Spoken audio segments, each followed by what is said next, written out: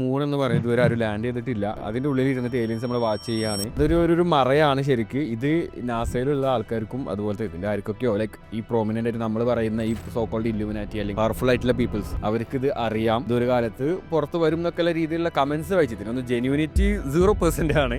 Moon landing fake അല്ല എന്ന് പറയാൻ കാരണം എന്ന് വെച്ച് കഴിഞ്ഞാൽ മൂൺ ലാൻഡിങ് ഫേക്ക് ചെയ്യണത് ഒരു പക്ഷേ അവിടെ പോണതിനെക്കാട്ടിൽ എത്രയോ ബുദ്ധിമുട്ടുള്ള ഒരു കാര്യമാണ് മൂൺ ലാൻഡിങ് ഫേക്ക് ചെയ്യാന്ന് പറഞ്ഞത്. കാരണം ആ ടൈമിൽ സോവിയറ്റ് യൂണിയനായിട്ട് തന്നെ US ഒരു കോമ്പറ്റീഷൻ ഉണ്ടായിരുന്നു. യൂണിയനെ അക്സെപ്റ്റ് ചെയ്ത ഒരു കാര്യമാണ്.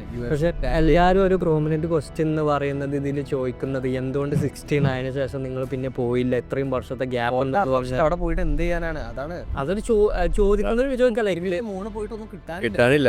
അതുകൊണ്ട് കാരണം മാൻഡായിട്ട് പോയിട്ടില്ല, അല്ലാതെ പോകുന്നുണ്ടല്ലോ. അല്ല, അതുപോലെ ഈ പറഞ്ഞ പോലെ തന്നെ റോവേഴ്സ് പോയിട്ടുണ്ട്. അത് അവിടുന്ന് വേണ്ട കാര്യങ്ങളൊക്കെ നമുക്ക് ഡാറ്റ കിട്ടാൻ ഇതിനൊക്കെ അവിടെ മെഷീനറീസ് പോലത്തെ റോവേഴ്സ് ആയിട്ടും റോബോട്ടിക്സ് ആയിട്ടും കാര്യങ്ങൾ നടക്കുന്നുണ്ട്. പിന്നെ എന്തിന് ചിലവാക്കി മനുഷ്യന്മാർ പോകണം എന്നുള്ളൊരു ചോദ്യമാണ്.